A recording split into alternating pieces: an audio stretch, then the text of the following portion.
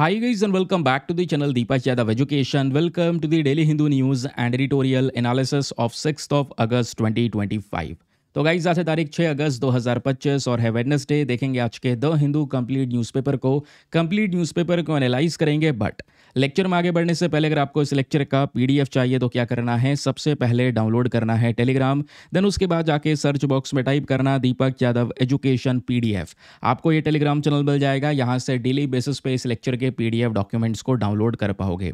Now हमेशा की तरह हम लोग अपने लेक्चर को एक मैप के क्वेश्चन के साथ स्टार्ट करेंगे। तो आज आप सभी को मैप में जाकर देखना है रवांडा को कहाँ पर है एग्जैक्टली लोकेटेड, इसको अच्छे से मैप में देखना। देन उसके बाद आकर नीचे कमेंट सेक्शन में टाइप करना, जिससे कि आप लोग इसको लंबे समय तक याद रख पाओगे।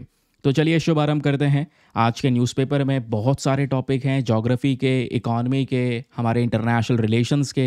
इंटरनेशनल रिलेशन में स्पेशली आज मैपिंग बहुत काम की है। फॉर एग्जांपल आप अपने सामने आर्टिकल देख पा रहे होंगे फिलीपींस से रिलेटेड। ये सब चीज़ें कवर होने वाली है, मतलब आपका पेपर कंप्लीट कवर हो जाएगा। आपको परेशान होने की ज़रूरत नहीं है कि मेरे ये आर्टिकल तो नहीं छूट रहा है, वो आर्टिकल तो नहीं छूट रहा है, ऐसा कुछ भी नहीं होने वाला। दूसरी इंपॉर्टेंट चीज़, हर एक आर्टिकल के बाद, जैसे ये आर्टिकल डिस्कस करेंगे पहले, तो इसके बाद आपको क्वेश्चन मिलेगा प्रीलिम्स का। फिर ये आर्टिकल डिस्कस करेंगे, इसके बाद प्रीलिम्स का क्वेश्चन मिलेगा। तो हर एक आर्टिकल के बाद आपको क्वेश्चन मिलेगा, यानी आपको रेगुलर टेस्ट मिल रहा है। मैं चाहता हूँ आप सभी लोग, जितने भी लोग वीडियो देख रहे हैं, उस टेस्ट को अटेम्प्ट करें। बहुत ज़्यादा फ़ायदा होगा आप सभी लोगों को। दोस्तों परसों 900 से ज़्यादा लोगों ने यहाँ पर उस टेस्ट को अटेम्प्ट किया है और कल यहाँ पर ये नंबर कम हो गया है, 500 या 550 के आसपास जा चुका है।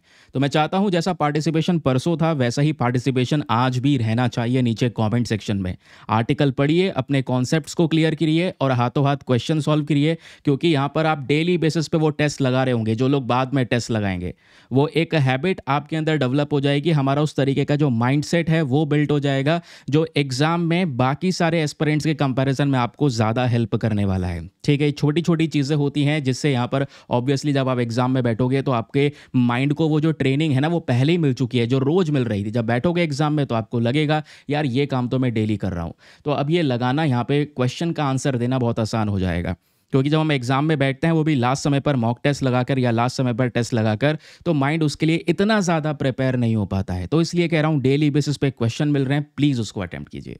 ठीक है, चलिए। तो दोस्तों ये शानदार सा पीडीएफ है, इसी के थ्रू मैं आपका डिस्कशन करूंगा, यानी हर एक आर्टिकल के साथ साथ प्रॉपर नोट्स के स्ट्रक्चर को भी समझेंगे। फॉर एग्जांपल हमारा जो आज का पहला आर्टिकल है, ये जीएस पेपर नंबर 1 ज्योग्राफी के पॉइंट ऑफ व्यू से बहुत ज़्यादा इंपॉर्टेंट है। मैटर क्या है तो आप लोगों ने यहाँ पर देखकर समझ ही लिया है। एक फ्लैश फ्लड का सिनारियो बना है उत्तराखंड के अंदर में, और केवल फ्लैश फ्लड नहीं, इसको हम क्लाउड बस्ट भी कह सकते हैं। क्लाउड बस्ट मतलब काफ़ी बार हम हिंदी में कहते हैं बादल फटना। तो अभी यहाँ पर ये जो इमेजेस हैं बहुत ही ज़्यादा डरावनी हैं। कल आपने सोशल मीडिया प्लेटफॉर्म पर या इंस्टाग्राम रील्स में या यूट्यूब शॉर्ट्स में आपने देखा होगा ऐसा कुछ दृश्य जो बहुत ही ज़्यादा भयानक।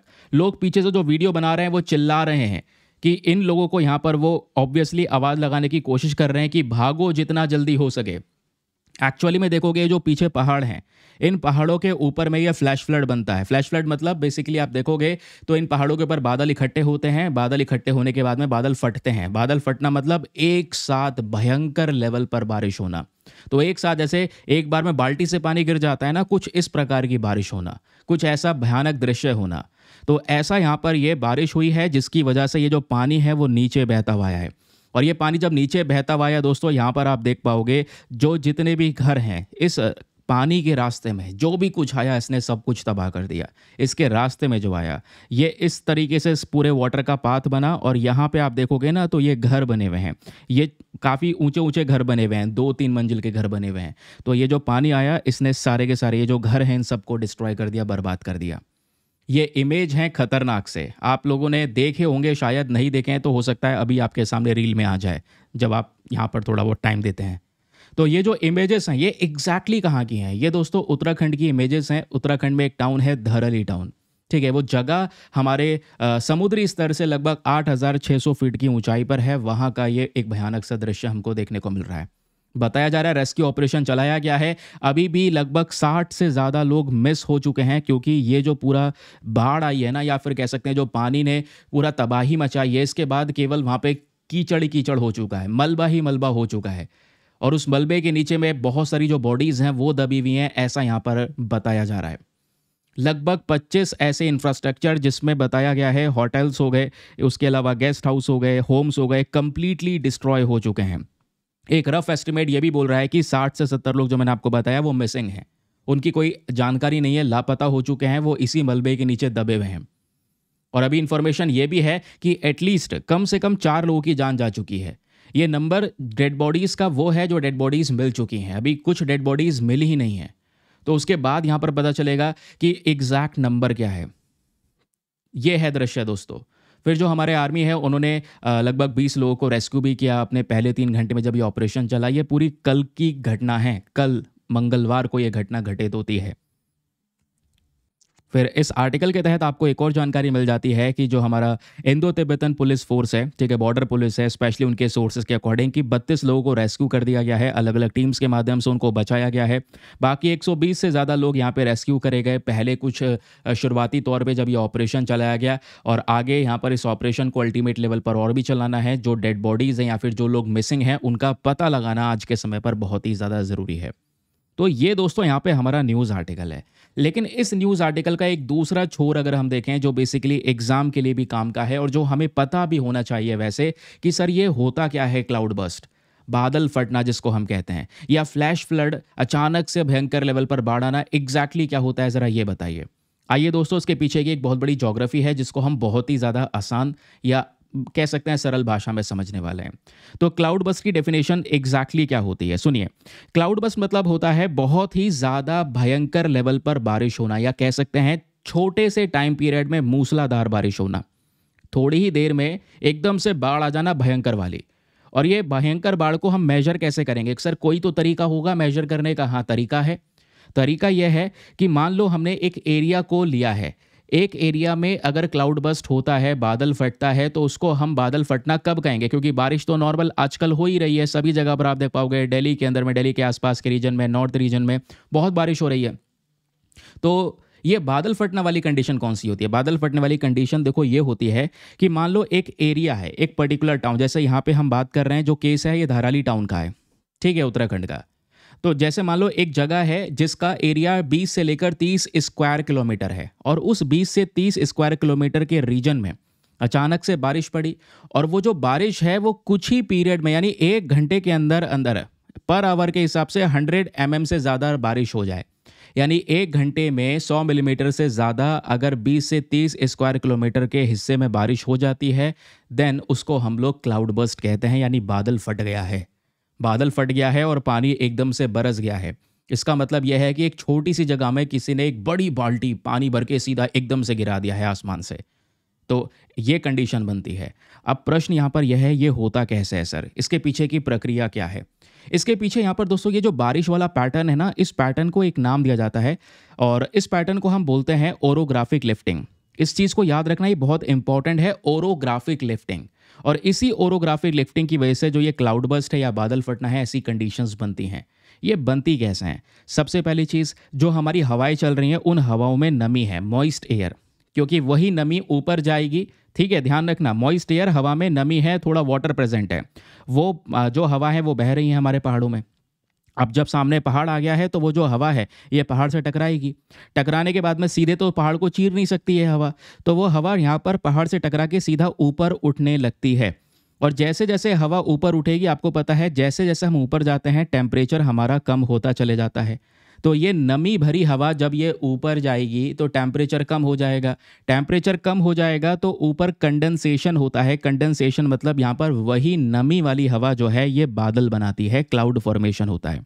ठीक है, तो मॉइस्ट एयर हमारे माउंटेन से एनकाउंटर करती है, और अब माउंटेन से आगे नहीं बढ़ सकती, इसलिए वो माउंटेन से टकरा के हवा ऊपर उठ जाती है। और जैसे जैसे हवा ऊपर उठेगी कंडेंसेशन होगा, बादल बनेंगे, क्लाउड का फॉर्मेशन होगा। और ये प्रक्रिया चलती रहेगी, और ये क्लाउड का फॉर्मेशन बहुत ही ज़्यादा स्ट्रॉन्ग हो जाएगा कुछ ही देर में। समझ गए? अब क्या होगा, जब ये बादल पूरे इकट्ठे हो चुके हैं, भर चुके हैं, पूरी तरह से पानी ऊपर भर चुका है, अब उसको बरसने की देरी है। समझ गए? तो जो भी यहाँ पर वाटर ऊपर आसमान में स्टोर हो चुका है, ये एक ही झटके में बरस जाए नीचे की साइड में, एक ही झटके में यहाँ पर ये बारिश हो जाएगी। और ये बारिश तो हुई सही, लेकिन ये जो पानी है ना दोस्तों, इस पानी को ये ढाल मिल गया पहाड़ का। जब ये बादल बने ऊपर तो ये बारिश बरसी। जब ये बारिश हुई दोस्तों तो यहाँ पर मैंने आपको बताया ना, जो ये ढाल है, क्योंकि ये पहाड़ का स्टीप स्लोप है, बहुत ही ज़्यादा कह सकते हैं, ऐसा कह सकते हैं ढाल है जो भयंकर लेवल पर है। तो जब पानी इकट्ठा हुआ और पानी वो एक साथ बरसा तो ये सारा का सारा पानी यहाँ पर गिरा, और वो पानी एकदम से नीचे कह सकते हैं अपनी गति को पकड़ लेता है। गति को क्यों पकड़ता है? इस ढाल की वजह से, ठीक है, इस ढाल, इस स्टीप स्लोप की वजह से। और ये स्टीप स्लोप की वजह से जो पानी की रफ्तार है वो एकदम तेजी से बढ़ती है और इससे फ्लैश फ्लड आता है, ठीक है, इससे भयंकर लेवल पर बाढ़ आती है। फ्लैश फ्लड समझ गए? नॉर्मल फ्लड्स के कंपैरिजन में फ्लैश फ्लड भयंकर इसलिए होती है क्योंकि ये कुछ ही घंटे में आ जाती है। बारिश हुई 1 घंटे में भयंकर बाढ़ आ जाना, ठीक है, जबकि नॉर्मल फ्लड्स में समय लगता है, पानी भरते भरते समय लगता है नॉर्मल बारिश से। समझ गए? ये देखो वही दृश्य ऊपर से आपको देखने को मिलेगा जो मैंने आपको पूरा प्रक्रिया बताया ना, ओरोग्राफिक लिफ्टिंग का, क्लाउड फॉर्मेशन का। वो बादलों में ऊपर हुआ, इस पहाड़ के ऊपर हुआ, ठीक है, और वो बादल बने, स्ट्रॉन्ग तरीके से वाटर स्टोर हुआ, वो बरस गए, और बरसने के बाद में ये ढाल वाला हिस्सा मिला। तो ये पानी दोस्तों यहाँ पर इकट्ठा होते ही सीधा नीचे बहता हुआ आया एक नदी के माध्यम से, और जो भी इसके रास्ते में आया वो सब इसने डिस्ट्रॉय कर दिया। समझ गए? क्लियर हो गया? समझ गए क्लाउड बर्स्ट क्या होता है या क्यों होता है? रीज़न आपने अगर लिखने के लिए बोले तो आप ये कुछ रीज़न लिख सकते हैं, क्योंकि ऐसे टाइप के क्वेश्चन जो है मेंस में भी कई बार पूछ लिए जाते हैं, ठीक है। तो मॉइस्ट एयर जो है ये लो लैंड से ऊपर उठेगी, माउंटेन्स के अंदर में ऊपर जब उठेगी हवा ठंडी होगी, कंडेंसेशन होगा, क्लाउड का फॉर्मेशन होगा, ये बहुत जल्दी जल्दी होता है, तो इससे बारिश भी भयंकर होती है। इसी को हमने क्लाउड बर्स्ट का नाम दिया है। अब दोस्तों ये जो क्लाउड बर्स्ट है ना, इसका सबसे ज़्यादा रिस्क हमारे हिमालयाज़ में बनता है। क्यों? हिमालयाज़ को दोस्तों अगर आप देखोगे तो ऊपर जैसे हमारा एक बॉर्डर लगता है, ठीक है, ये चाइना के साथ में बॉर्डर लगता है, स्पेशली तिब्बत वाला रीजन है, यहीं पर हमारे हिमालयाज़ हैं। तो यहाँ का लैंडस्केप या टोपोग्राफी जो है वो उसी तरीके से है कि हवाएं बहती हैं, ऊपर उठती हैं, फिर उसके बाद बरसती हैं, और बरसने के बाद में वही उस पहाड़ के ज़रिए बहता हुआ नीचे आ जाता है बहुत तेज़ी से। तो यहाँ का लैंडस्केप ही ऐसा है या शेप ही ऐसा है जिसकी वजह से ये हिमालयाज़ में ज़्यादा रिस्क बनता है इस तरीके के क्लाउड बर्स्ट इवेंट का। प्रॉब्लम यहाँ पर यह है कि ये सब कुछ आज तेज़ी से होता चले जा रहा है। उसके पीछे का एक और रीज़न है, वो है क्लाइमेट चेंज। इसको तो हम नकार नहीं सकते। लगातार हम अपने प्रकृति को बहुत ज़्यादा परेशान कर रहे हैं, जिसकी वजह से आज वो जो प्रकृति है वो पलट कर हमको जवाब दे रही है। लगातार ग्लोबल वार्मिंग होने की वजह से, प्रदूषण की वजह से जो ये गर्मी बढ़ रही है, गर्मी की वजह से आप कहोगे हवा में मॉइस्चर इंक्रीज़ हो रहा है, और वो जो हवा में मॉइस्चर इंक्रीज़ हो रहा है और हवा जब गर्म हो रही है तो वो हवा गर्म होने के बाद में ऊपर उठती भी है। तो क्लाउड बर्स्ट ज़्यादा फ्रीक्वेंट हो चुका है, ज़्यादा भयंकर हो चुका है, ज़्यादा इंटेंस हो चुका है। और सबसे बड़ी समस्या तो तब आ जाती है जब आप ऐसे लोकेशंस देखते हैं। लोकेशन से मेरा क्या मतलब है कि ये दृश्य जो है ना, ये देखते ही बताता है, या रीजन ये बताता है रिस्की रीजन है। पास में नदी भी बह रही है तो यहाँ पे रिस्क ज़्यादा है, और जितना ज़्यादा रिस्क है आप देख पाओगे उतना ही ज़्यादा यहाँ पे इंफ्रास्ट्रक्चर, होटल्स वगैरह ये सब कुछ बना रखे हैं, घर बना रखे हैं लोगों ने, 2-2 मंजिल, 2.5-2.5 मंजिल, 3-3 मंजिल करके यहाँ पर घर बने हुए हैं, जिसको रेंट पर दे रखा है, टूरिस्ट के लिए यहाँ पर दे रखा है। तो ये जो डेवलपमेंट है दोस्तों, ये अनप्लान्ड डेवलपमेंट है, जिसकी वजह से जब कोई फ्लैश फ्लड आता है ना, तो जो बर्बादी होती है, डिस्ट्रक्शन होता है, या लॉस ऑफ लाइफ कह सकते हैं, ये ज़्यादा होता है। समझ रहे हैं? और डेवलपमेंट ये तेज़ी से बढ़ रहा है, लगातार बिल्डिंग बन रही हैं, रोड्स बन रहे हैं। अब बिल्डिंग बनेगी, लोग रहेंगे तो भैया सड़कें बनानी पड़ेंगी, घर वगैरह लगातार इंक्रीज़ हो रहे हैं, जिससे वहाँ की ज़मीन बहुत ज़्यादा कमज़ोर हो चुकी है, बंजर हो चुकी है, ठीक है, पानी सही तरीके से वहाँ से निकल नहीं पाता, और आज के समय पर जो फ्लड्स के चांसेस है, लैंडस्लाइड्स के चांसेस है, वो ज़्यादा बढ़ जाते हैं, ठीक है। और मैंने आपको बताया लॉस ऑफ लाइफ के चांसेस बहुत बढ़ जाते हैं, क्योंकि जितने ज़्यादा लोग होंगे उस रिस्की रीजन में, तो कोई भी दुर्घटना अगर हुई तो उतने ही ज़्यादा लोगों की जान जाएगी।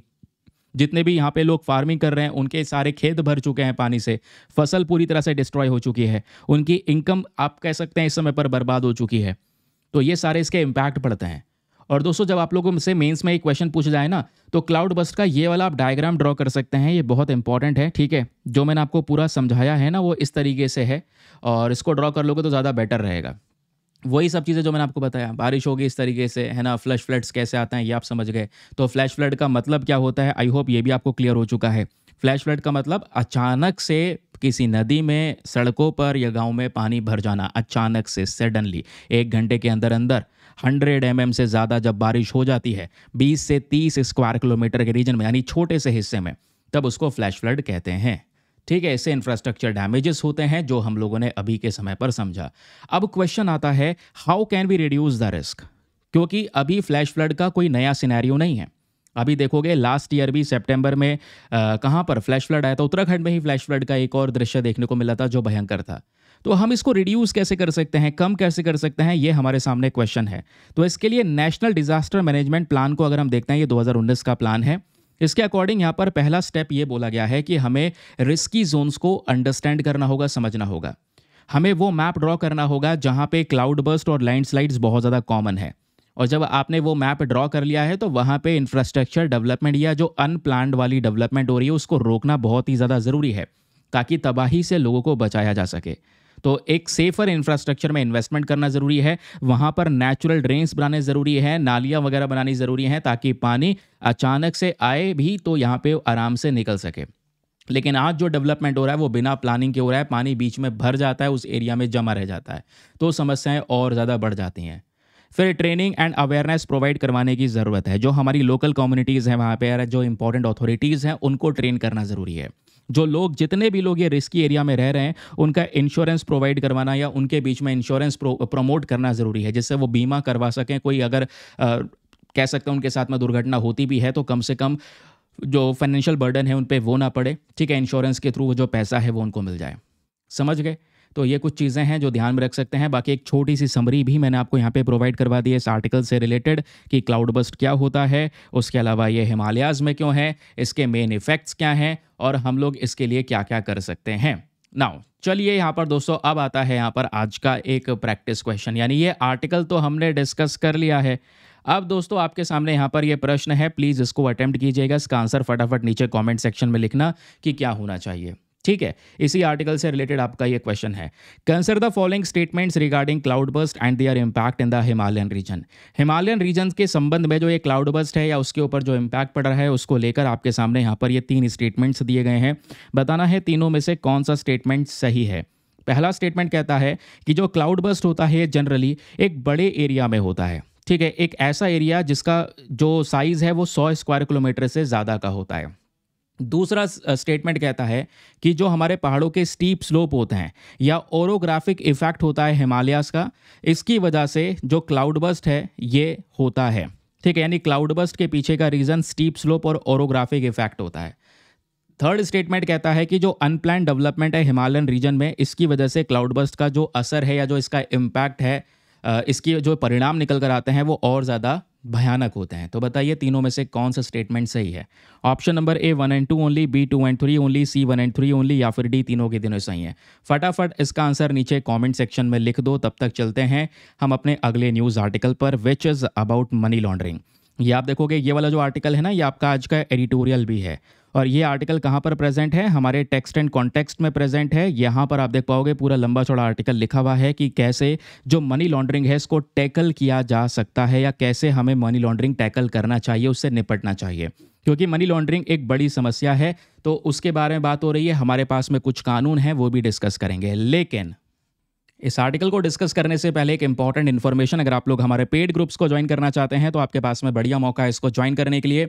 यहाँ पर आपको डेली बेसिस पे करंट नोट्स के पीडीएफ वगैरह प्रोवाइड करवाए जाते हैं। सर कौन से पीडीएफ?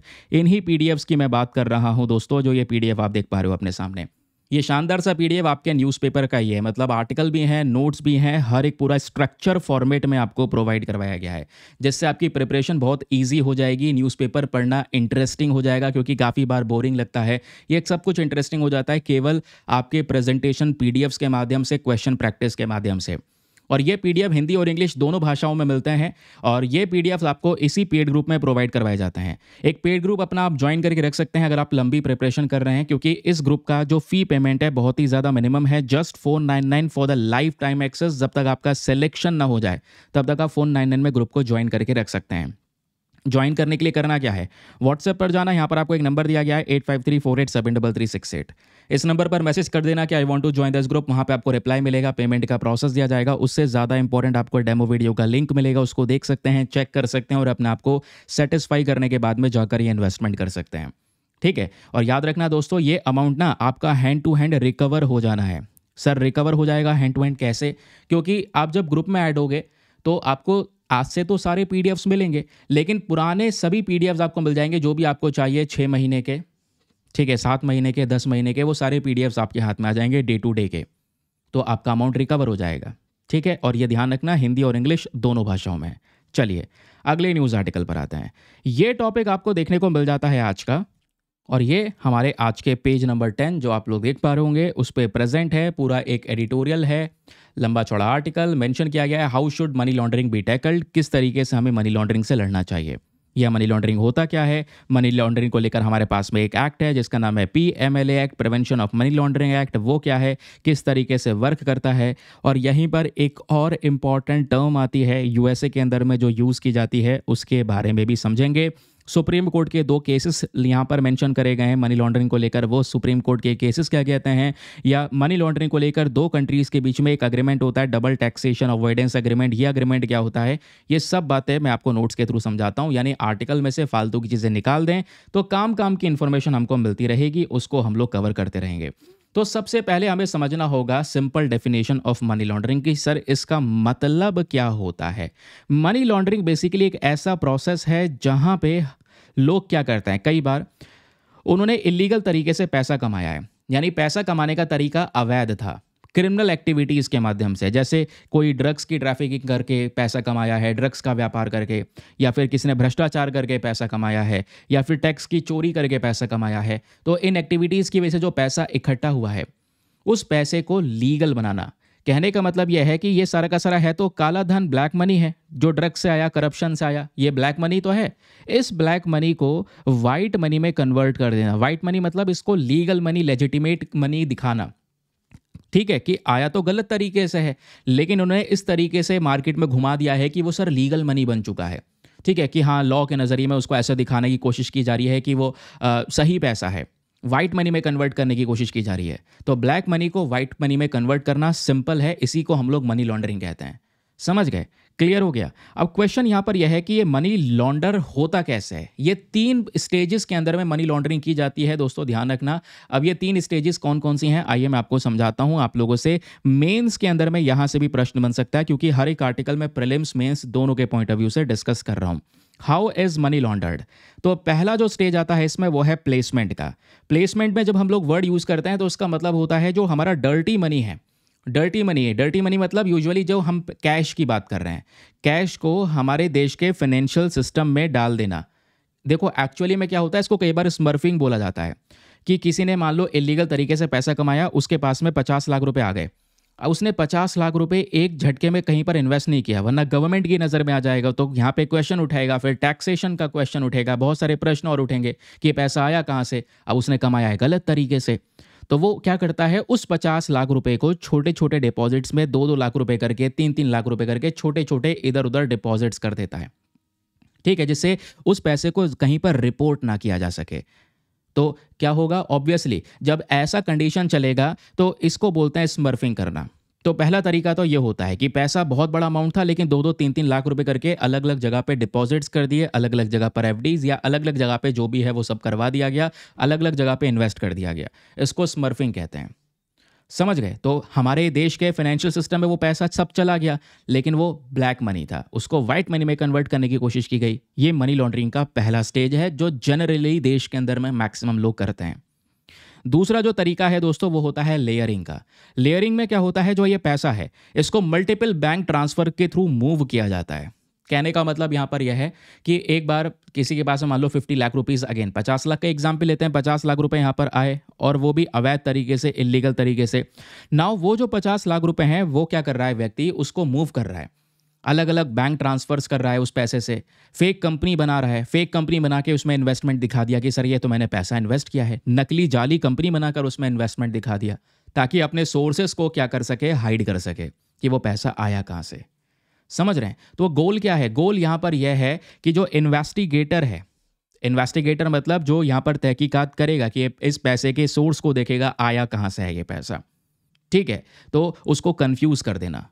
कंफ्यूज मतलब ये नकली कंपनी से आया है या नकली कंपनी का इन्वेस्टमेंट है या मल्टीपल बैंक ट्रांसफर्स हैं, इन सब के माध्यम से यहाँ पर कंफ्यूज करने की कोशिश की जाती है, यानी अलग अलग लेयर्स बनाई जाती हैं। तो ये दूसरा स्टेज होता है मनी लॉन्ड्रिंग का। इसी आर्टिकल में थर्ड स्टेज भी डिफाइन किया गया है। Third stage is integration. Integration मतलब कि एक बार जब मनी लॉन्ड्रिंग के थ्रू जब पैसा आता है या फिर कह सकते हैं अवैध तरीके से पैसा कमाया गया, तो इस मनी को वापस से री इन्वेस्ट कर देता है इंसान। उसने इलीगल तरीके से पैसा कमाया, या तो उसको रियल एस्टेट में लगा देगा, प्रॉपर्टीज़ में लगा देगा, बिजनेस में लगा देगा, या फिर लग्जरी एसेट्स में लगा देगा।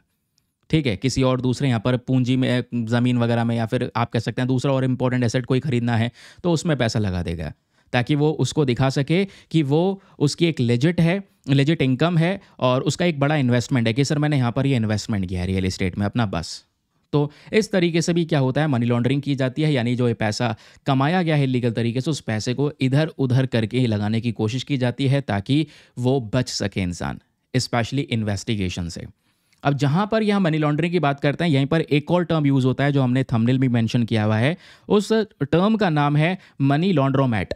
अब ये लॉन्ड्रोमैट क्या होता है सुनिए। लॉन्ड्री मतलब यहाँ पर कपड़े धोने की जब हम लोग बात कर रहे हैं, तो यहाँ पे जो लॉन्ड्रोमैट है, ये टर्म यूएसए के जो माफिया है उनके साइड से यूज़ किया जाता था। तो यूएसए के माफिया यहाँ पर ये वर्ड यूज़ करते थे लॉन्ड्रोमैट्स।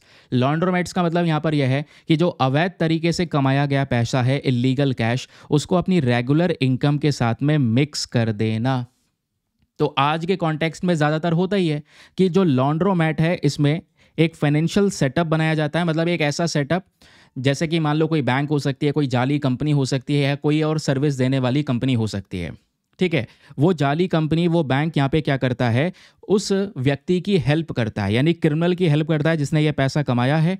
वो पैसे को छुपाने की कोशिश कर रहा है, पैसे को बाहर विदेश भेजने की कोशिश कर रहा है, टैक्स को चुराने की कोशिश कर रहा है, या फिर असेट्स को बाय करने की कोशिश कर रहा है। तो ये सब करने में दोस्तों यहाँ पर ये जाली कंपनी मदद करती हैं। ठीक है, इस लॉन्ड्रोमैट के कॉन्टेक्स्ट में ये बोला जाता है कि लॉन्ड्रोमैट में इसका मतलब एक फाइनेंशियल सेटअप, एक ऐसी कंपनी, संस्थान बना दी है जो नकली है, वो क्रिमिनल की मदद करती है उसके पैसे को इधर उधर लगाने में। इससे क्या होता है, जो डर्टी मनी है या फिर ये जो गलत तरीके से कमाया हुआ पैसा है, इसको ट्रेस करना बहुत मुश्किल हो जाता है और ये व्यक्ति अपने पैसे को इधर उधर आराम से फिर लगा पाता है। तो इसको बोलते हैं यहाँ पर दोस्तों लॉन्ड्रोमैट। आई होप आपको ये क्लियर हो चुका है कि एग्जैक्टली क्या है।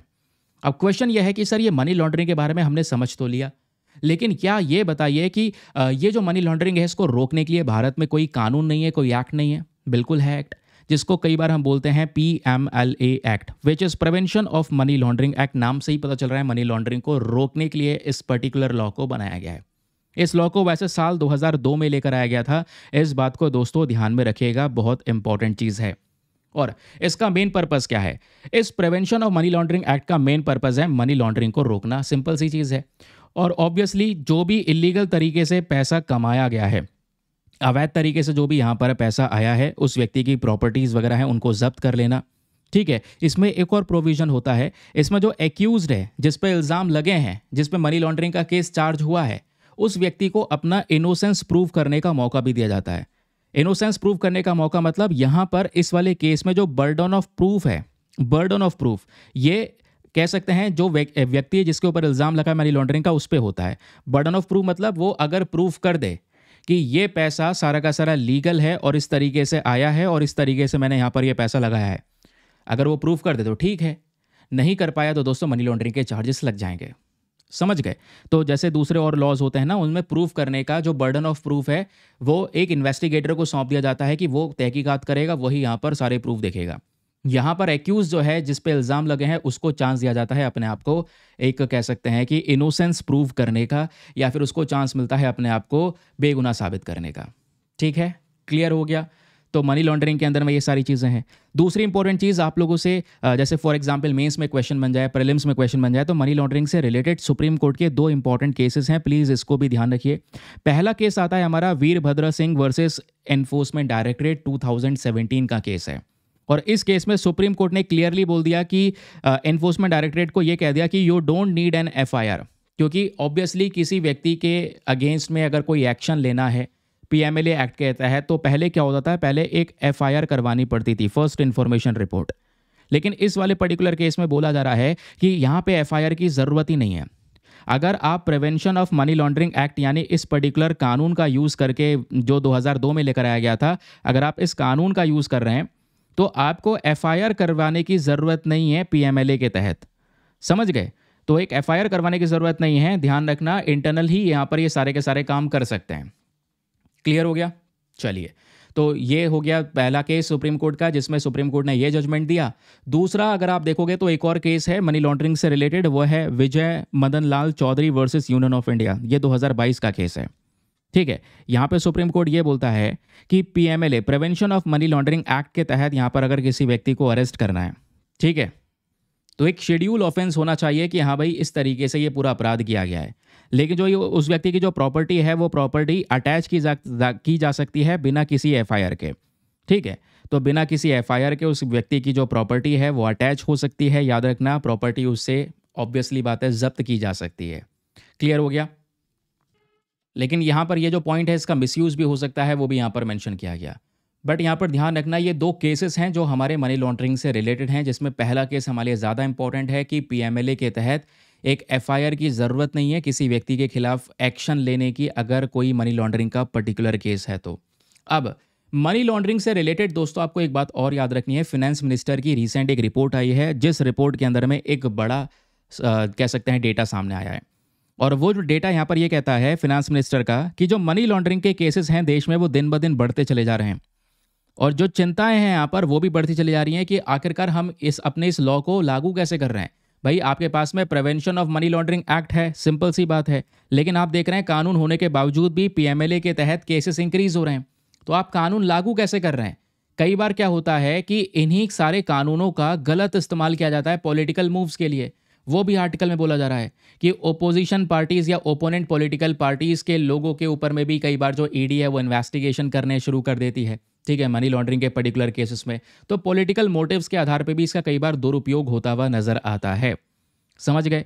नाउ यहीं पर दोस्तों मनी लॉन्ड्रिंग के अंदर एक और अग्रीमेंट आता है विच इज डीटीएए यानी डबल टैक्सेशन अवॉइडेंस अग्रीमेंट। ध्यान रखिए, इंडिया ने आज ये डबल टैक्सेशन अवॉइडेंस एग्रीमेंट 85 से ज़्यादा देशों के साथ में साइन कर रखा है, 85 से ज़्यादा देशों के साथ में। इस अग्रीमेंट का मेन पर्पस आप नाम से ही समझ गए होंगे, जो डबल टैक्सेशन है, दो बार टैक्स लगने से उस चीज़ को इग्नोर करना, उसको अवॉइड करना। कहने का मतलब यह है, फॉर एग्जाम्पल मान लो बाहर से कोई इन्वेस्टमेंट इंडिया में आ रहा है तो उसके ऊपर में इंडिया टैक्स इम्पोज कर रहा है, या फिर इंडिया से कोई पैसा यहाँ पर बाहर जा रहा है या बाहर से कोई पैसा यहाँ पर आ रहा था तो उसके ऊपर भी टैक्स लगा, तो उस देश में भी सेम पैसे पे टैक्स लग रहा है। एक टैक्स वहाँ लग रहा है, एक टैक्स हमारे देश में लग रहा है। तो उन देशों के साथ मिलकर हम ये बात करते हैं कि भाई हम दोनों मिलकर ये जो डबल टैक्स लग रहा है एक ही मनी के ऊपर में, इसको रोक सकते हैं, इसको अवॉइड कर सकते हैं। इसलिए डबल टैक्सेशन अवॉइडेंस अग्रीमेंट को साइन किया जाता है कि एक ही जना टैक्स लगाएगा, आप या हम। समझ गए? तो ये अग्रीमेंट क्या करता है, जो डबल टैक्स लग रहा है उसको रोक देता है, केवल एक ही जगह पर टैक्स लगता है, जिससे दो देशों के बीच में जो फाइनेंशियल इंफॉर्मेशन है, पैसों की इंफॉर्मेशन, या दो देशों के टैक्स डिपार्टमेंट साथ में मिलकर काम करते हैं। समझ गए? तो ये जो यहाँ पर डबल टैक्सेशन अवॉइडेंस एग्रीमेंट है, ये मनी लॉन्ड्रिंग को पकड़ने में या मनी लॉन्ड्रिंग को रोकने में मदद भी करता है। कैसे? क्योंकि जो भी पैसा दोस्तों अब ट्रेस हो रहा है, क्योंकि डबल टैक्सेशन अवॉइडेंस एग्रीमेंट अगर साइन होता है मतलब वो देश एक दूसरे के साथ में एक दूसरे की जो फाइनेंशियल इंफॉर्मेशन है वो सभी कुछ शेयर करते हैं कि इंडिया से उस देश में कितना पैसा गया है और किस किस ने डाला है, उस देश से भारत में कितना कितना पैसा है, किस किस ने डाला है, ताकि वो देश पता लगा सकें कि किस किस देश में कितना कितना पैसा जा रहा है अपने यहाँ से, किस तरीके से जा रहा है, कोई जाली कंपनी तो नहीं बन रही है। तो इस आधार पे दोस्तों यहाँ पर जो ये ऑब्वियसली जो टैक्सेशन लगता था उस टैक्सेशन को रोक दिया गया। एक जगह पे टैक्स लगाने के लिए ये दोनों कंट्रीज़ यहाँ पर तैयार हो जाती हैं कि इन्फॉर्मेशन शेयर करेंगे, और इन्फॉर्मेशन शेयर करेंगे तो इनको एक दूसरे की जानकारी होती है।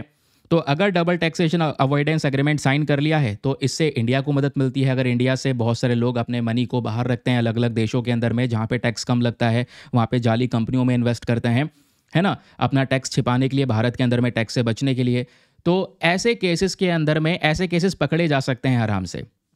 तो याद रखना, double taxation avoidance agreement money laundering को रोकने में मदद करता है। किस तरीके से मदद करता है वो मैंने आपको यहाँ पर समझा दिया। अब क्वेश्चन यह है, इतना कुछ होने के बावजूद भी अगर मनी लॉन्ड्रिंग के केसेस बन रहे हैं तो प्रॉब्लम आज के समय पर किस लेवल पर एग्जिस्ट करती है, ये बताइए सर। देखो, प्रॉब्लम यह है कि आज इस prevention of money laundering act का जो ये लॉ है ना, इसका कई बार दुरुपयोग होता है, गलत इस्तेमाल होता है। जैसे मैंने आपको बताया, गलत इस्तेमाल में जैसे कई बार जो पॉलिटिकल ओपोनेंट्स हैं, ठीक है, ओपोजिशन पार्टी के लीडर्स हैं, ओपोजिशन पार्टी के मेंबर्स हैं, उनको टारगेट किया जाता है। ठीक है, और सुप्रीम कोर्ट इसके बारे में ऑलरेडी वार्न भी कर चुका है कि भैया इस तरीके से आपने कोई भी एक्शन नहीं लेना है prevention of money laundering act के तहत, कि दूसरे पॉलिटिकल पार्टी का कोई ओपोनेंट मेंबर कुछ बोलता है रूलिंग पार्टी के खिलाफ, ऑब्वियसली इंडिया में ये फ्रीडम है एक दूसरे के ऊपर में, और गवर्नमेंट अकाउंटेबिलिटी को मेंटेन करेगी, जवाबदेही बनेगी, तभी तो ज़्यादा बेटर रहेगा। अगर आप क्वेश्चन उठा रहे हैं, गवर्नमेंट ने अगले दिन ईडी घर पे भेज दी है कि हाँ भाई यहाँ पर तहकीकात करो, तब वो प्रॉब्लम है, समझ रहे हैं। दूसरा, अगर आप लोग देखोगे दूसरी प्रॉब्लम क्या एग्जिस्ट करती है, वो है लो कन्वेक्शन रेट। लो कन्वेक्शन रेट की बात करते हैं तो इसमें मेंशन किया जाता है, देखो बहुत सारे केसेस आज के समय पर फाइल होते हैं इस मनी लॉन्ड्रिंग के, लेकिन बहुत कम केसेस ऐसे होते हैं जहां पर कोई व्यक्ति मुजरिम साबित होता है। इसका मतलब क्या दर्शाता है कि भैया केस रजिस्टर हुआ था शुरू में, किसी ना किसी कारण की वजह से तो हुआ होगा, केस शुरू हुआ, लेकिन यहाँ पर लास्ट में खत्म होने से पहले ही यहाँ पर समाप्त हो गया, वो व्यक्ति मुजरिम साबित हुआ ही नहीं। ऐसे सबसे ज़्यादा केसेस है भारत में। इसका मतलब ये दर्शाता है क्योंकि आपकी इन्वेस्टिगेशन सही नहीं हुई या आपने लॉ का गलत इस्तेमाल किया, तो ये भी प्रॉब्लम एग्जिस्ट करती है आज। थर्ड प्रॉब्लम है राइजिंग नंबर ऑफ केसेस। ये दर्शाता है कि जो इलीगल मनी का मूवमेंट है वो आज भी एक बहुत बड़ा चैलेंज है, जिस तरीके से आज इलीगल मनी किस तरीके से मूव हो रहा है। ठीक है, तो यहाँ पर हमें दर्शाना होगा, काम करना होगा अपने लॉ के इम्प्लीमेंटेशन पे, क्योंकि ये चीज़ ये भी शो करता है अगर केसेस बढ़ रहे हैं आपके लॉ होने के बावजूद भी, मतलब आप लॉ को बहुत ही मतलब कमज़ोर रख रखा है आपने या सही तरीके से लागू नहीं किया है, ये क्वेश्चन अपने सामने आता है। अब प्रश्न यह है तो सर करें तो करें क्या। इस पूरे आर्टिकल में लास्ट वाला ऑप्शन ये भी है, ठीक है, क्योंकि ये पूरा एडिटोरियल है, पूरे पेज पर घिरा हुआ आर्टिकल है, तो आपको हर एक पॉइंट्स पता होने चाहिए। तो लास्ट में आता है कि इस मनी लॉन्ड्रिंग से टैकल कैसे किया जा सकता है, यही तो क्वेश्चन था। इसको समझने के लिए हमने पूरी कहानी समझी पहले, तो इसका उत्तर अब आप आराम से दे सकते हैं। क्या क्या उत्तर? पहली चीज़ तो भैया जो कानून है उसको सही तरीके से, स्ट्रिक्ट तरीके से लागू करो, अपने यहाँ पर इन्वेस्टिगेशन को इम्प्रूव करो, है ना, उसका दुरुपयोग नहीं होना चाहिए, इस चीज़ को इंश्योर करो। उसके अलावा financial action task force FATF जो आतंकवादी फंडिंग को रोकने का काम करता है, मनी लॉन्ड्रिंग को रोकने का काम करता है, इसने कुछ रिकमेंडेशन दिए हैं, उस रिकमेंडेशन को अपनाओ। अपने देश में फाइनेंशियल सिस्टम के अंदर में ट्रांसपेरेंसी मेंटेन रखो, जो बैंक है उन पर स्ट्रांग मॉनिटरिंग करने की ज़रूरत है, कोई जाली कंपनी तो नहीं है उस पर इन्वेस्टिगेशन बैठाने की ज़रूरत है, ठीक है। फिर डबल टैक्स अवॉइडेंस एग्रीमेंट आपने साइन किया, उसको सही तरीके से लागू करने की ज़रूरत है। अपने देश के इन्वेस्टिगेटर्स जो है उनको ट्रेन करने की ज़रूरत है, ताकि केस में जब इन्वेस्टिगेशन हो रहा है तो बिल्कुल ठोस सबूत यहाँ पर इकट्ठे किए जा सकें, जिससे लास्ट में, क्योंकि केस आपने शुरू किया है तो आप सही से ख़त्म तो कर सकें। आप केस शुरू कर रहे हैं, उसे ख़त्म नहीं कर पा रहे हैं, ठीक है, उस व्यक्ति को फिर आपने बाद में ऐसे ही छोड़ दिया। तो ये यहाँ पर दोस्तों चीज़ें हैं जो बेसिकली की जा सकती हैं, जिससे ये प्रॉब्लम को डील किया जा सकता है। आई होप आपको एक क्लैरिटी मिल चुकी है। लास्ट में आपके सामने ये समरी है, इस छोटी सी समरी को ध्यान में रख सकते हैं, स्क्रीनशॉट ले सकते हैं, क्या है पूरा मैटर। जो मैंने आपको समझाया है ना, वो सारी बातें इस छोटे से समरी में भी लिखी हुई हैं। ये आप लोग देख पाओगे कि मनी लॉन्ड्रिंग क्या है, 3 स्टेजेस क्या होती हैं इसमें, PMLA क्या है, लॉन्ड्रोमेट क्या है, DTAA क्या है, इसमें समस्याएं क्या हैं और इसका उपाय क्या है। ठीक है, चलें आगे आते हैं। अब जो भी बातें हम लोगों ने डिस्कस की हैं, ठीक है, अब यहाँ पर दोस्तों आप लोगों से एक प्रीलिम्स का प्रैक्टिस क्वेश्चन पूछा जाता है, ज़रा इस क्वेश्चन का उत्तर दीजिएगा। एक सेकंड रुकना, ये प्रश्न पूरा लगा देता हूँ। ये रहा हमारे सामने आज का क्वेश्चन, फटाफट इसको पढ़ो और अच्छे से अपना इसका आंसर देना। क्वेश्चन कहता है, with reference to money laundering and related legal measures in India. Money laundering और मनी लॉन्ड्रिंग से जो संबंधित कानून है भारत में, इसके रेफरेंस में आपके पास में 3 स्टेटमेंट से बताना है, तीनों में से कौन कौन सा स्टेटमेंट जो है वो करेक्ट है, कौन कौन सा स्टेटमेंट सही है। पहला स्टेटमेंट कहता है, प्रिवेंशन ऑफ मनी लॉन्ड्रिंग के तहत, यानी ये जो पर्टिकुलर कानून है इसके तहत जो बर्डन ऑफ प्रूफ होता है ये एक्यूज्ड के ऊपर में अप्लाई करता है। यानी जो बर्डन ऑफ प्रूफ है, आप समझ गए कि अपने आप को इनोसेंस या अपने आप को निर्दोष साबित करने की जिम्मेदारी उसी व्यक्ति पे होती है जिस पे केस दर्ज हुआ है। दूसरा स्टेटमेंट कहता है कि जो सुप्रीम कोर्ट है, सुप्रीम कोर्ट ने एक पर्टिकुलर केस में ये बोला कि जब भी prevention of money laundering act इस कानून का यूज़ होगा तो इसके तहत प्रोसीडिंग्स, एक केस को शुरू करने के लिए किसी भी प्रकार की FIR की ज़रूरत नहीं है। तीसरा स्टेटमेंट कहता है कि जो डबल टैक्सेशन अवॉइडेंस एग्रीमेंट होता है, जो भारत ने साइन किए हैं या भारत साइन करता है, इससे भी मनी लॉन्ड्रिंग को रोका जा सकता है, प्रिवेंट किया जा सकता है। और प्रिवेंट कैसे किया जा सकता है? जब 2 देश आपस में एक दूसरे के साथ फाइनेंशियल इन्फॉर्मेशन को शेयर करते हैं। अब आपने आर्टिकल पढ़ा है तो आराम से सॉल्व कर पाएंगे, आर्टिकल नहीं पढ़ा होता तो यहाँ पर थोड़ा दिक्कत हो जाती है कि सर इसका आंसर क्या होना चाहिए। तो मुझे बताइए दोस्तों, इसका आंसर क्या होना चाहिए। नीचे आपके ऑप्शंस प्रेजेंट हैं। Option number A 1 and 2 only, B 1 and 3 only, C 1 and 3 only, sorry B 2 and 3 only, C 1 and 3 only, या फिर D तीनों के तीनों स्टेटमेंट सही हैं। बताओ इसका आंसर क्या होना चाहिए। तब तक आंसर लिखो, है ना, और उसके बाद हम चलते हैं अगले आर्टिकल पे।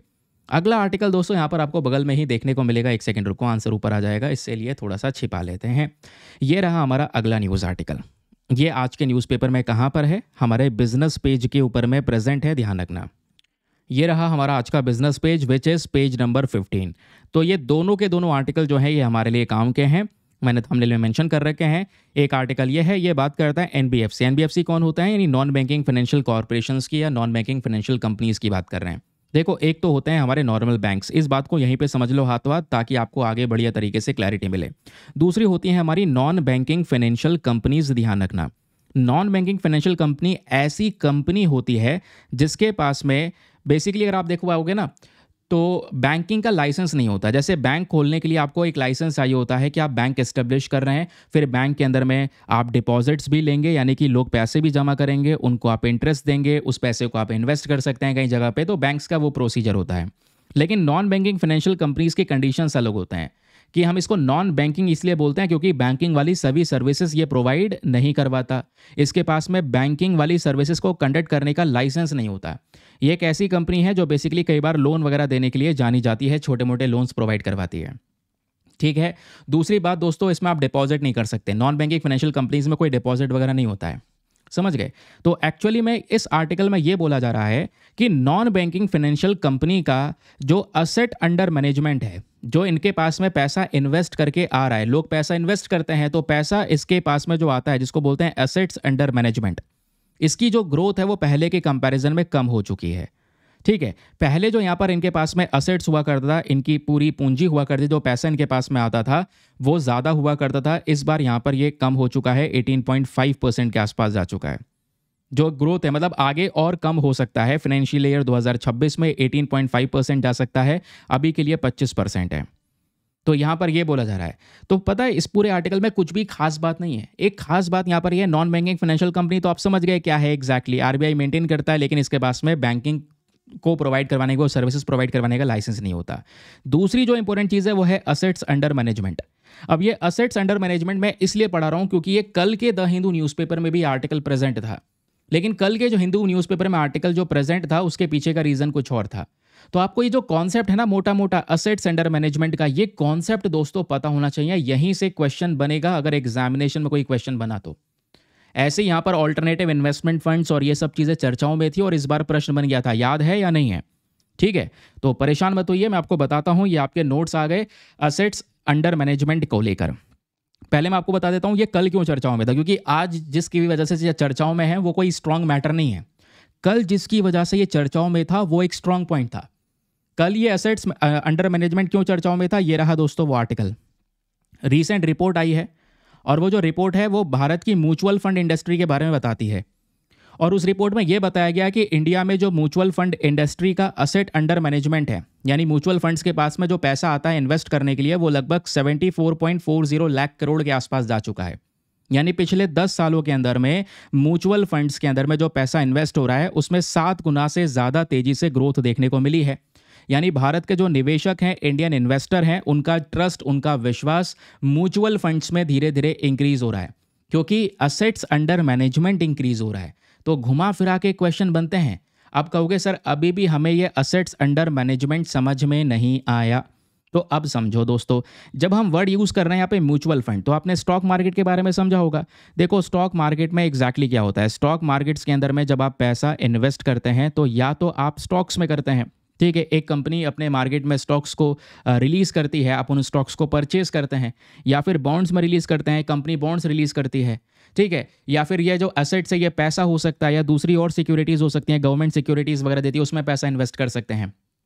लेकिन ये जो स्टॉक होते हैं ना, बॉन्ड्स होते हैं, इन सबसे कॉन्सेप्ट थोड़ा अलग है म्यूचुअल फंड का। फॉर एग्जाम्पल, अगर आपको किसी कंपनी के स्टॉक्स में इन्वेस्ट करना है और आपको कोई जानकारी नहीं है, तो भाई आप अपने साथ, अपने पैसे के साथ खिलवाड़ कर रहे हैं, क्योंकि आपको उस कंपनी की कोई जानकारी नहीं है, आपने कोई उसकी रिपोर्ट, फाइनेंशियल एनालिसिस नहीं किया हुआ है ना। तो ऐसे तो आप कोई भी नज़रअंदाज में, मतलब आप कह सकते हैं कि ध्यान में बिना रखते हुए किसी स्टॉक्स में तो पैसा लगाएंगे नहीं।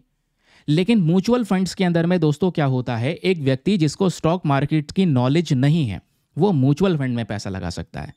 जिसको नॉलेज है स्टॉक मार्केट की, वो स्टॉक, बॉन्ड उन सब में पैसा लगाए, कंपनी में पैसा लगाए। लेकिन जिसको यहाँ पर लगता है कि हाँ हमें म्यूचुअल फंड से भी पैसा मिलेगा, तो वो म्यूचुअल फंड में पैसा लगा सकता है। अब म्यूचुअल फंड में दो तरीके हैं पैसा लगाने के, या तो वन टाइम इन्वेस्टमेंट किया जा सकता है, एक बार पैसा लगा दो, एक बार पैसे डाल दो, या फिर आप एसआईपी कर सकते हैं। एसआईपी मतलब सिस्टमेटिक मेथड होता है। हर महीने मान लो आपने एसआईपी बनवा ली है 5,000 रुपये की, कि हर महीने 5,000 रुपये मैं म्यूचुअल फंड में इन्वेस्ट करूंगा, तो वो 5,000 रुपये इसमें इन्वेस्ट होते रहेंगे। अब म्यूचुअल फंड बेसिकली एक कंपनी है। फॉर एग्जाम्पल जैसे आज HDFC का म्यूचुअल फंड है, यूटीआई म्यूचुअल फंड, ऐसे इन्होंने अपनी कंपनीज बना रखी हैं। और इस म्यूचुअल फंड के अंदर में जो काम आपको करना था, यानी स्टॉक्स को एनालाइज करने का, वो सारे एक्सपर्ट्स यहाँ पर बैठे हैं। वो क्या करते हैं, स्टॉक्स को एनालाइज करते हैं। और जब आप म्यूचुअल फंड की कंपनी को मान लो आपने 5,000 रुपये दिए इन्वेस्ट करने के लिए, तो ये एक्सपर्ट्स मिलकर आपके 5,000 रुपये को देश की अलग अलग कंपनीज में लगा देते हैं, ताकि आपका रिटर्न मतलब पॉसिबली रिटर्न मिल ही जाए। किसी एक पर्टिकुलर कंपनी में पैसा नहीं लगा भाई आपका, अलग अलग कंपनीज में यहाँ पर म्यूचुअल फंड्स पैसा लगा देते हैं ताकि रिटर्न अच्छा मिले। तो रिटर्न मिलते हैं, फिर वो रिटर्न देते हैं। सर म्यूचुअल फंड को क्या मिला बीच में? तो म्यूचुअल फंड को एक बीच में कमीशन मिलता है, वो कमीशन फीस चार्ज करते हैं, ठीक है। तो उसकी वजह से वो लोग चलते रहते हैं, समझ गए। तो ये जो म्यूचुअल फंड कंपनीज हैं, इनको फाइनेंशियल कंपनीज आप कहो, ये जो कंपनीज हैं आज के समय पर, ये जब भी कोई एसेट को मैनेज करती हैं, एसेट्स को मैनेज करती हैं, ओन नहीं करती। ओनर का मतलब यहाँ पे एसेट्स उनके हैं, ये केवल इनको मैनेज करने का काम दिया है। पैसा हमने म्यूचुअल फंड कंपनी में डाल दिया कि भैया अब तुम्हारी जिम्मेदारी है, ये हमारा पैसा लगा देना भैया अलग अलग मार्केट में, अलग अलग स्टॉक्स में। तो वो म्यूचुअल फंड की जिम्मेदारी बनती है। तो असेट्स अंडर मैनेजमेंट आपका कॉन्सेप्ट समझ गए? ये वो वाले पैसे होते हैं या वो वाला इन्वेस्टमेंट होता है जो टोटल वैल्यू है, जो म्यूचुअल फंड के पास में एज अ इन्वेस्टेड अमाउंट आया है। फॉर एग्जाम्पल कि आप, मैं, हम सब मिलकर, मान लो कितने लोग, 100 लोग इकट्ठे होते हैं, और हम सब 100 लोगों ने मिलकर डिसाइड किया कि हम हर व्यक्ति 1-1 लाख रुपए इकट्ठे करेगा। अब हर व्यक्ति ने यहाँ पर जब 1-1 लाख रुपए इकट्ठे कर लिए, तो भैया 1 करोड़ बन गए वो, क्योंकि 100 लोग हैं हम। तो सब ने मिलकर 1-1 लाख रुपए माना कि चलो ये वाली म्यूचुअल कंपनी है, म्यूचुअल फंड है ABC करके, चलते हैं और इस ABC वाले म्यूचुअल फंड के अंदर में इन्वेस्ट कर देते हैं, ठीक है। तो हम सब ने मिलकर डिसाइड किया, 100 के 100 लोगों ने, तो 100 के 100 लोगों ने जो यहाँ पर 1-1 लाख रुपए करके म्यूचुअल फंड में इन्वेस्ट कर दिए। तो म्यूचुअल फंड के पास में, उस वाली ABC कंपनी के पास में एकदम से इन्वेस्टमेंट कितने का आ गया? 1 करोड़ रुपए का आ गया। तो वो जो टोटल 1 करोड़ रुपए है, वो एसेट्स अंडर मैनेजमेंट है इस म्यूचुअल फंड वाली कंपनी के लिए, कि ये कंपनी या क्या कर रही है, इस एसेट्स को मैनेज करने की जिम्मेदारी इसका है, ठीक है। Assets under management, not owner. Owner नहीं है, मैनेजमेंट करने का काम है इसका, ठीक है। क्वेश्चन यहाँ से बन सकता है, समझ गए? क्योंकि ये जितना भी पैसा होता है, ये ओन कौन कर रहा है? इन्वेस्टर, आप, मैं, हम सब ने मिलकर जो ये पैसा लगाया था 1-1 लाख रुपए, वो मेन ओनर हैं। मैनेज करने का काम इनका है, तो इनके लिए वो एसेट्स अंडर मैनेजमेंट होता है। अब क्वेश्चन यहाँ पर यह है कि ये एसेट्स अंडर मैनेजमेंट अफेक्ट कैसे होता है? ये फिक्स नहीं होता, पहली चीज़ ध्यान रखना, ये फिक्स नहीं होता, ये समय के हिसाब से बदलता रहता है। कहोगे कैसे बदलेगा? भाई ये म्यूचुअल फंड वाली कंपनी में हमने जो पैसा लगाया था, इन कंपनी के एक्सपर्ट्स ने मिलकर स्टॉक मार्केट में अलग अलग स्टॉक्स में पैसा लगा दिया। अब स्टॉक्स की वैल्यू बढ़ भी रही है, कम भी हो रही है, मार्केट में, स्टॉक मार्केट में गेन भी हो रहा है, लॉस भी हो रहा है। तो गेन हो रहा है तो मतलब हमारा असेट्स अंडर मैनेजमेंट इंक्रीज हो जाएगा, वो पैसा जो हमने इनमें लगाया है। और अगर मार्केट में लॉस हो रहा है तो असेट्स अंडर मैनेजमेंट यानी म्यूचुअल फंड में जो पैसा लगाया है वो कम हो जाएगा, समझ रहे हैं? नया इन्वेस्टमेंट आ रहा है, अब बहुत सारा इन्वेस्टमेंट आ रहा है इन कंपनीज के अंदर, यानी कि असेट्स अंडर मैनेजमेंट इंक्रीज हो रहा है उस कंपनी के लिए। या लोग पैसे निकालने लगे, हम सब ने डिसाइड किया नहीं भाई पैसा निकालेंगे हम लोग, हमें नहीं चाहिए, तो पैसा निकालोगे तो ये असेट्स अंडर मैनेजमेंट डिक्रीज होना शुरू हो जाएगा। या जो डिविडेंड्स होते हैं, जो और भी प्रॉफिट अर्न किया जाता है, उसको आप वापस से इस कंपनी में री इन्वेस्ट करते हैं। जो आपने प्रॉफिट अर्न किया उसको वापस से आपने इसमें इन्वेस्ट कर दिया कि भाई ये लो और एक्स्ट्रा लो और एक्स्ट्रा लो, तब इन्वेस्ट करते रहोगे तो वो उससे भी क्या होगा, असेट्स अंडर मैनेजमेंट इंक्रीज हो रहा होगा। तो ये इफेक्ट्स होते हैं, ध्यान रखना कि ये फिक्स नहीं होता, ये चेंज होता है, और चेंज होने के ऊपर में अलग अलग फैक्टर्स होते हैं। वो फैक्टर्स हम लोगों ने यहाँ पर ऑलरेडी डिस्कस कर लिए। नाउ क्वेश्चन इज, ये असेट्स अंडर मैनेजमेंट क्यों इंपॉर्टेंट होता है? देखो, अगर एसेट्स अंडर मैनेजमेंट बहुत ज़्यादा हो रहा है तो मतलब लोग ज़्यादा इन्वेस्ट कर रहे हैं म्यूचुअल फंड्स में। तो हमने अभी जो न्यूज़ आर्टिकल पढ़ा है म्यूचुअल फंड्स को लेकर, वो यही है कि म्यूचुअल फंड इंडस्ट्री पिछले 10 सालों में भारत में 7 गुना तेज़ी से ज़्यादा बढ़ रही है, क्योंकि वहाँ पे पैसा लोग इन्वेस्ट ज़्यादा कर रहे हैं, क्योंकि इन कंपनीज़ में एसेट्स अंडर मैनेजमेंट इंक्रीज़ हो रहा है। तो एसेट्स अंडर मैनेजमेंट इंक्रीज हो रहा है, दैट मीन्स लोग यहाँ पर ज़्यादा विश्वास दिखा रहे हैं, अपना ट्रस्ट मेंटेन कर रहे हैं, ठीक है। क्लियर हो गया? इससे यहाँ पर हमारी स्टेबिलिटी मेंटेन रहेगी। और एक बात और ध्यान रखना, कि जितने बड़े फंड्स होंगे, यानी म्यूचुअल फंड्स में जितनी बड़ी बहुत बड़ी बड़ी कंपनीज भी आती हैं, बहुत बहुत लोग फंड्स आप कह सकते हैं कि इन्वेस्ट करते हैं। तो क्या जो बड़े फंड्स होते हैं वो लोअर एक्सपेंस रेशियो के साथ आते हैं? कहने का मतलब यह है कि आपको एक्स्ट्रा, जब आप इन्वेस्ट कर रहे हैं थोड़ा बहुत आपका कॉस्ट लग रहा है, तो क्या थोड़ा बहुत कॉस्ट के साथ में आता है? देखो नहीं, ऐसा नहीं है। कुछ कंपनीज ऐसी भी हैं जिनकी एक रिक्वायरमेंट होती है म्यूचुअल फंड्स में। कुछ कंपनी ऐसे जिनकी कोई रिक्वायरमेंट नहीं होती, मिनिमम अमाउंट बहुत कम से कम है जिसको आप 500 रुपये करके इन्वेस्ट कर सकते हैं, 500 रुपये भी मंथली इन्वेस्ट कर सकते हैं। मिनिमम रिक्वायरमेंट ये है, बहुत कम भी है। और कुछ कुछ कंपनीज ऐसी भी हैं जो बड़े फंड्स हैं, और बड़े फंड्स म्यूचुअल फंड्स ऐसे भी हैं जिनका एक हायर मिनिमम इन्वेस्टमेंट रिक्वायरमेंट है। वो कहते हैं कि भैया आप हमारे यहाँ पे शुरू करेंगे इन्वेस्टमेंट करना तो शुरुआत है 10,000 रुपये से, 5,000 रुपये से। तो इस वाली फी स्ट्रक्चर में भी म्यूचुअल फंड्स आते हैं, बिगर फंड्स आते हैं। ध्यान रखना, दोनों प्रकार के फंड्स हैं। समझ गए? ठीक है। तो ये जो बड़े बड़े फंड्स होते हैं ये लोअर एक्सपेंस रेशियो देते तो हैं, लेकिन कुछ फंड्स ऐसे भी हैं जो लोअर एक्सपेंस रेशियो नहीं देते, यानी उनकी रिक्वायरमेंट होती है, वो रिक्वायरमेंट हमको फुलफिल करना पड़ता है। समझ में आ गया? तो रियल लाइफ एग्जांपल क्या है अंडरस्टैंडिंग के लिए? भाई सिंपल सी बात है, अगर एक म्यूचुअल फंड जिसका नाम है ग्रो फंड करके, अगर वो 1,00,000 इन्वेस्टर्स को मैनेज कर लेगा, हर इन्वेस्टर 2,00,000 रुपये इन्वेस्ट करेगा, उसका टोटल असेट्स मैनेजमेंट 2,000 करोड़ रुपये हो गया। और मार्केट बढ़ेगा तो उसका असेट्स अंडर मैनेजमेंट इंक्रीज होगा। ठीक है, असेट्स अंडर मैनेजमेंट इंक्रीज होगा, दैट मीन्स फ़ायदा ही फ़ायदा, और क्या लोगे? ठीक है, समझ गए? कई बार ये कम हो जाता है क्योंकि लोग विड्रॉ कर लेते हैं। ठीक है, अब इसका एक छोटा सा समरी लिखना है तो समरी यहाँ पर आप लिख सकते हैं कि एग्जैक्टली क्या है। ठीक, ये रही एक छोटी सी समरी टेबल इसकी कि असेट्स अंडर मैनेजमेंट क्या है, किससे अफेक्ट होता है, कैसे कैसे वर्क करता है, पिछले समय की न्यूज़ क्या है। अब ये आता है दोस्तों आपके सामने आज का प्रीलिम्स प्रैक्टिस क्वेश्चन। इस क्वेश्चन को अटेम्प्ट कीजिएगा। प्रश्न यह है कि consider the following statements regarding assets under management. ये प्रश्न बन सकता है आपसे इकोनॉमी के आधार पे कि असेट्स अंडर मैनेजमेंट को लेकर आपके पास में ये 3 स्टेटमेंट्स हैं, बताना है तीनों में से कौन सा स्टेटमेंट सही है। फटाफट दिमाग में लिख लेना, तीनों स्टेटमेंट आपके सामने है, नीचे फिर ऑप्शन दूंगा। पहला स्टेटमेंट कहता है कि एसेट्स अंडर मैनेजमेंट रिप्रेजेंट करता है total value of all assets owned by the mutual fund company. जो भी assets mutual fund company own करती है उसको बोलते हैं एसेट्स अंडर मैनेजमेंट। दूसरा स्टेटमेंट कहता है असेट्स अंडर मैनेजमेंट जो है ये इंक्रीज हो सकता है due to the market appreciation. Market बढ़ेगा तो ये भी बढ़ेगा, और डिविडेंड जब प्रॉफिट को वापस री इन्वेस्ट करोगे तो तब भी यहाँ पर असेट्स अंडर मैनेजमेंट इंक्रीज होता है। तीसरा स्टेटमेंट कहता है कि जो हायर असेट्स अंडर मैनेजमेंट है, हायर AUM जो है, ये हमेशा एक लोअर एक्सपेंस रेशियो मेंटेन करता है फॉर इन्वेस्टर्स। यानी कि मान लो एक बहुत बड़ा बिगर फंड है, बहुत बड़ा फंड है, तो उसमें खर्चा कम होता है, फी स्ट्रक्चर बहुत कम होता है, ऐसा यहाँ पर बोला जा रहा है। क्या ऐसा कुछ है? तो बताइए यहाँ पर तीनों में से एग्जैक्टली कौन सा स्टेटमेंट सही है। नीचे आपके यहाँ पे ऑप्शंस प्रेजेंट हैं। Option number A 1 only, B 2 only, C 3 only, या फिर D तीनों के तीनों स्टेटमेंट सही हैं। फटाफट यहाँ पर इसका आंसर दे दो नीचे कमेंट सेक्शन में। तब तक हम लोग धीरे धीरे करके छिप छिपा के आगे बढ़ते हैं। ठीक है, देखो किस तरीके से चोरी चोरी आगे बढ़ना पड़ रहा है आंसर से बच के, लेकिन फिर भी देख लिया है तुमने, मुझे पता है 2-3 स्टेटमेंट बगल में लगे हुए थे, है ना। चले अगले न्यूज़ आर्टिकल पर आते हैं। अगला आर्टिकल यहाँ पर और भी काम का है, वो ये वाला है। ये भी हमारा इकोनॉमी का टॉपिक है। अब इस आर्टिकल में भी कुछ खास इन्फॉर्मेशन नहीं है। ये क्या बात करता है? IRDAI के बारे में। अगेन एक और इम्पॉर्टेंट बॉडी है ना, जो बेसिकली इंश्योरेंस वाली सेक्टर को मैनेज करने का काम करता है। इंश्योरेंस रेगुलेटरी बॉडी है जिसको हम बोलते हैं IRDAI।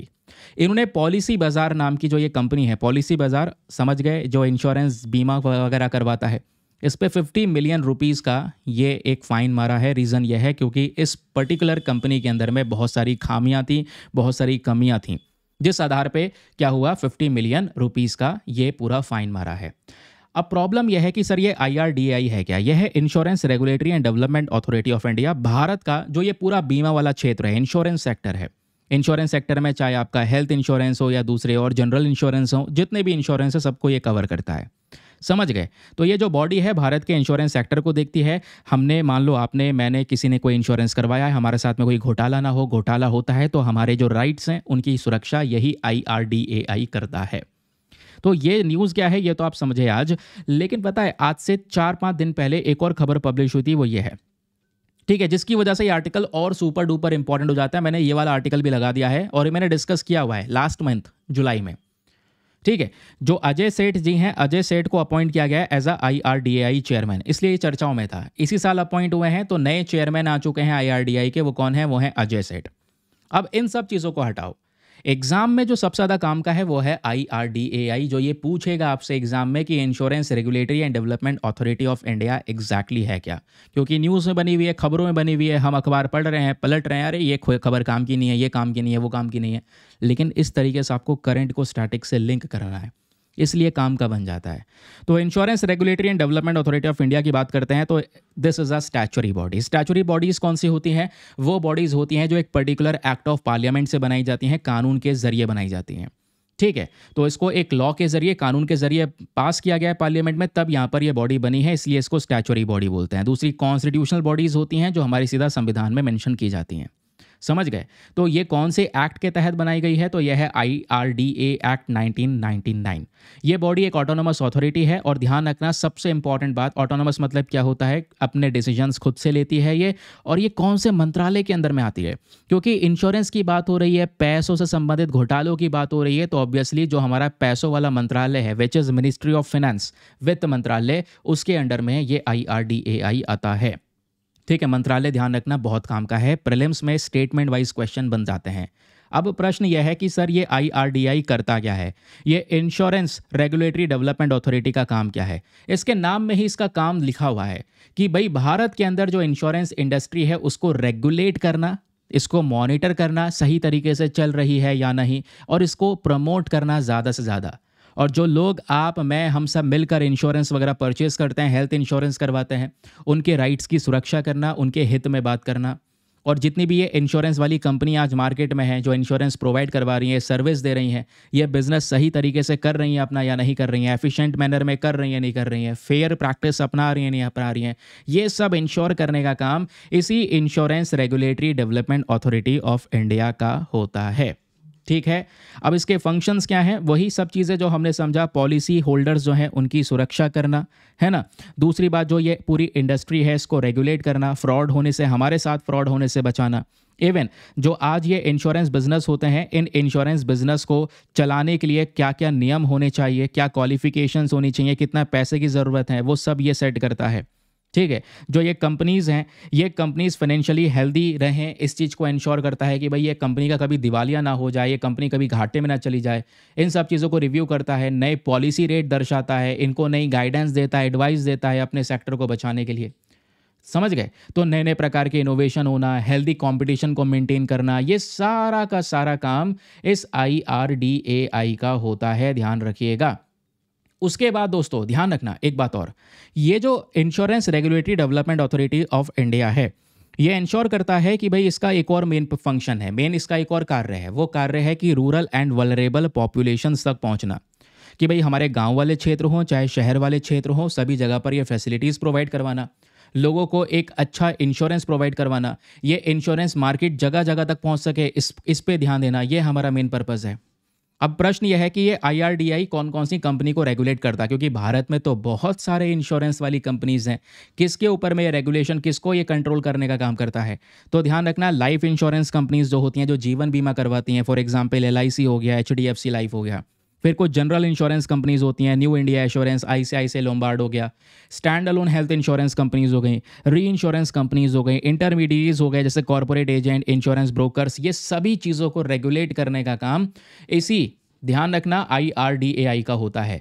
और इस IRDAI के अंदर में एक इंपॉर्टेंट स्ट्रक्चर होता है, स्ट्रक्चर। अभी जब मैं बात करता हूँ स्ट्रक्चर, तो यानी इसका मेन एक हेड ऑफिस होगा, इसका हेडक्वार्टर होगा। कहाँ पर है वो हेडक्वार्टर? हैदराबाद में। उस हेडक्वार्टर के अंदर में कुछ सदस्य होंगे, मेंबर्स होंगे। कौन कौन मेंबर्स हैं, कौन अपॉइंट करता है, ये प्रश्न बनते हैं एग्जाम में। तो उस हेडक्वार्टर का यानी IRDAI में एक तो होता है सबसे बड़ा चेयरमैन। चेयरमैन के बाद यहाँ पर दोस्तों, वैसे अगर आप देखोगे ना, तो टोटल IRDAI में 10 मेंबर्स होते हैं। 10 में से एक हो गया हमारा चेयरमैन, बाकी इसमें जो 5 होते हैं वो होते हैं फुल टाइम मेंबर्स, एंड बाकी बचे 4 जो हैं वो यहाँ होते हैं पार्ट टाइम मेंबर्स। और जितने भी मेंबर्स होते हैं IRDAI में, ये सारे के सारे अपॉइंट किए जाते हैं भारत सरकार के थ्रू। पावर्स क्या है इनकी? तो पावर्स आप समझ ही चुके हैं भाई, कोई भी इंश्योरेंस कंपनी, उसके खिलाफ में इंस्पेक्शन करना, उसके लिए नियम को लेकर आना, है ना, जो फाइनेंशियल रिपोर्टिंग है उसको रेगुलेट करना, फाइनेंशियल डिसिप्लिन, कंज्यूमर राइट्स को यहाँ पर इंश्योर करना, ये सारा का सारा काम इसी IRDAI का होता है। जो हमारे इंश्योरेंस एजेंट्स होते हैं, उन एजेंट्स को यहाँ पर मेंटेन करना, या फिर उन इंश्योरेंस एजेंट्स को ट्रेनिंग देना, उनकी क्वालिफिकेशन मेंशन करना, है ना, उनके लिए नए नियम मेंशन करना, नए नियम लेकर आना, क्योंकि एजेंट्स वगैरह के थ्रू ही तो आपके पास में ये इंश्योरेंस पॉलिसीज़ पहुंचती है, वो एजेंट्स ही तो लेकर आते हैं। तो ये इन सबको मैनेज करने का काम भी IRDAI का ही होता है। आई होप आपको ये क्लैरिटी मिली है। नाउ क्लैरिटी मिली है तो आ जाओ फटाफट एक क्वेश्चन की तरफ। एक सेकेंड। तो ये रहा दोस्तों यहाँ पर आपका आज का प्रैक्टिस क्वेश्चन प्रीलिम्स का, जो इसी आर्टिकल पे आधारित है। प्रश्न क्या कहता है? With reference to insurance regulatory and development authority of India, IRDAI के रेफरेंस में आपके पास में 4 स्टेटमेंट्स हैं। बताना है चारों में से कौन कौन सा स्टेटमेंट सही है।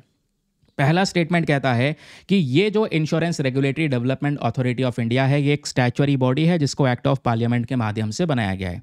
दूसरा कहता है ये जो पर्टिकुलर बॉडी है ये रेगुलेट करता है, केवल ये लाइफ और जनरल इंश्योरेंस कंपनीज को ही मैनेज करता है, इसमें हेल्थ इंश्योरेंस या री इंश्योरेंस कंपनीज नहीं आती हैं, ये कहता है।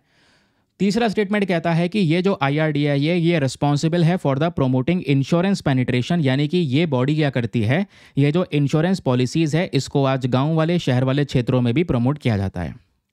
चौथा स्टेटमेंट कहता है कि इस IRDAI के पास में पावर है कि ये नए प्रकार के रेगुलेशन बना सकता है, नई क्वालिफिकेशन सेट करता है, ट्रेनिंग्स वगैरह भी प्रोवाइड करवाता है इंश्योरेंस एजेंट्स को। तो बताइए चारों में से कौन कौन सा स्टेटमेंट सही है। नीचे आपके यहाँ पे ऑप्शंस प्रेजेंट हैं। Option number A 1, 2 and 3 only, B 1, 3 and 4 only, C 1 and 4 only, या फिर 2 एंड 3 ओनली। फटाफट यहाँ पर इसका आंसर दो नीचे कमेंट सेक्शन में। तब तक चलते हैं अगले न्यूज़ आर्टिकल पर। एंड जो अगला न्यूज़ आर्टिकल है दोस्तों वो हमारा आज के न्यूज़पेपर में पेज नंबर 1 पर है। ये आप देख पाओगे इंडिया फिलीपींस को लेकर, जो मैंने स्टार्टिंग में मेंशन किया था कि भारत और फिलीपींस के जो संबंध है वो धीरे धीरे इंप्रूव होते चले जा रहे हैं। ये बात हमारे प्रधानमंत्री कहते हैं। अचानक से फिलीपींस के बारे में क्यों बात उठने लगी?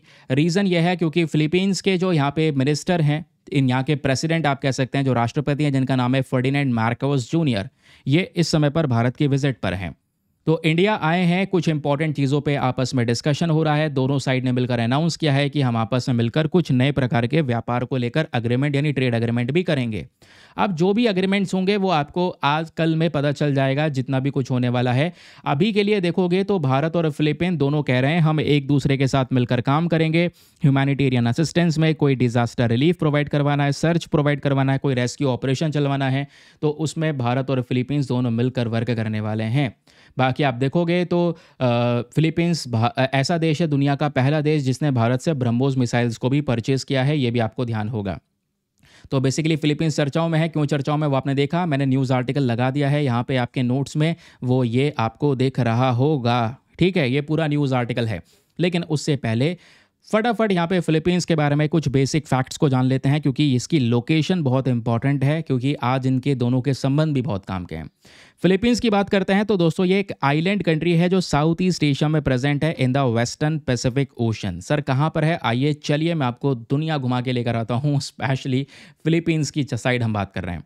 ठीक है, तो जब हम फिलीपींस की बात करते हैं तो एक जगह आपको मनीला दिख रही होगी, हांगकांग दिख रहा है, ये रहा वो हांगकांग और ये रहा वो मनीला जिसकी हम बात करें। मनीला जो है ये फिलीपींस की ही कैपिटल है। ठीक है, ये ऊपर दोस्तों देखोगे तो ये बीच में ये जो रीजन है ना, ये कहलाता है साउथ चाइना सी। एग्जैक्टली यहाँ पर लिखा हुआ भी है साउथ चाइना सी।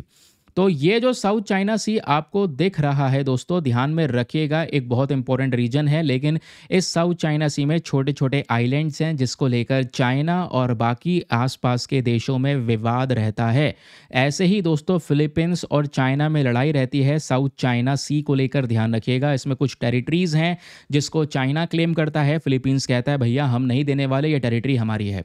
फिलीपींस को देखोगे तो ये बिखरा हुआ सा देश है। बिखरा हुआ कहने का मतलब सेंस ये है कि ये जो आइलैंड्स हैं दोस्तों इधर उधर फैले हुए हैं। ऐसा नहीं है पूरा एक आइलैंड है, पूरा एक हिस्सा है, नहीं, छोटे छोटे तमाम आइलैंड्स आपको देखने को मिलेंगे, उन सब का ये पूरा ग्रुप है फिलीपींस। कैपिटल इसकी मनीला है। और इसके जब हम आइलैंड की बात करते हैं तो इंपॉर्टेंट जगह, जैसे एक इंपॉर्टेंट जगह है फिलीपींस में सेबू सिटी, इधर आप देख पाओगे दवाओ सिटी। नीचे आप फिलीपींस के देखोगे तो यहाँ पर आता है सिलेबस सी। जो ये सिलेबस सी है ये फिलीपींस के साउथ में आता है।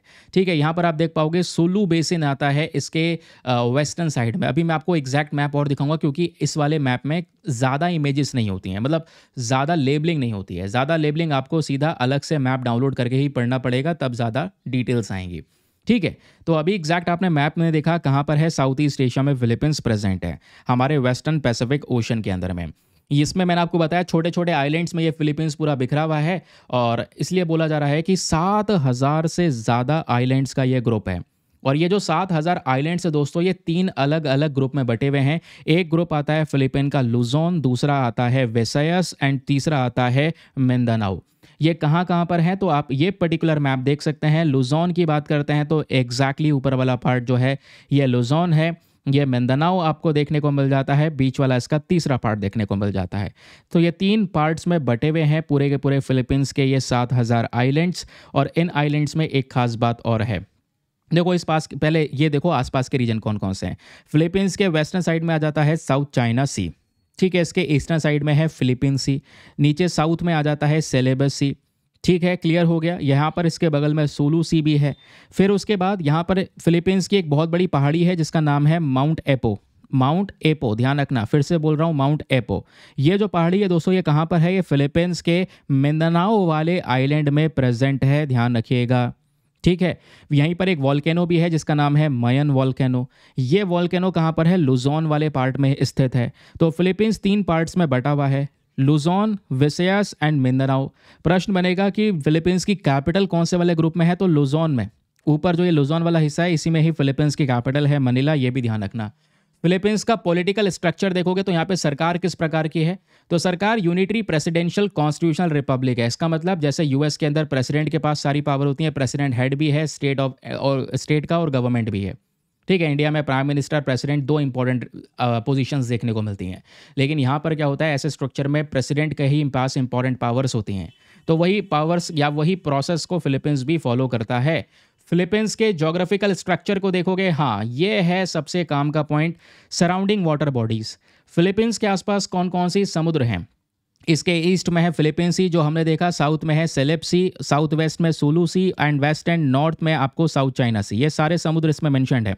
This is South China Sea, this is Philippine Sea, this is Sulu Sea and नीचे इसके आ गया सेलेबस सी, ठीक है। ये सारे के सारे मार्क कर दिए हैं। साउथ चाइना सी को लेकर विवाद रहता है बिटवीन चाइना एंड साथ ही साथ फिलीपींस। और फिलीपींस के जो आसपास जो देश आपको देखने को मिलेंगे, फॉर एग्जांपल मलेशिया, ठीक है, और भी कंट्रीज़ हैं, इनको लेकर भी विवाद रहता है चाइना के साथ में, स्पेशली साउथ चाइना सी को लेकर, ठीक है।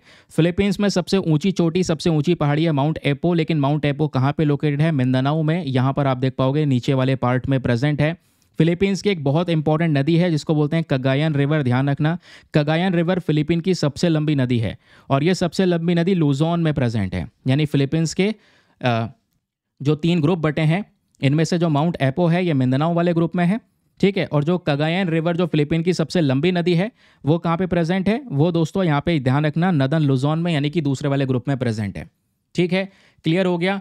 फिर यहीं पर एक और नदी है अगुसन रिवर, ठीक है, मिंदानाओ रिवर, ये कुछ और इंपॉर्टेंट रिवर्स है। लेकिन सबसे ज़्यादा जो काम की नदी है, सबसे ज़्यादा इंपॉर्टेंट रिवर वो कगायन रिवर है। क्वेश्चन यहाँ से बन सकता है। बाकी डिफेंस रिलेशंस देखोगे तो मैं आपको बता चुका हूँ, फिलीपींस एक इंपॉर्टेंट प्लेयर है इंडो पैसिफिक रीजन में। और आज के समय पर इंडो पैसिफिक रीजन में कह सकते हैं कि चाइना के साथ में एक बड़ा विवाद रहता है फिलीपींस का, जिसमें फिलीपींस को हम ऑब्वियसली सपोर्ट करते हैं।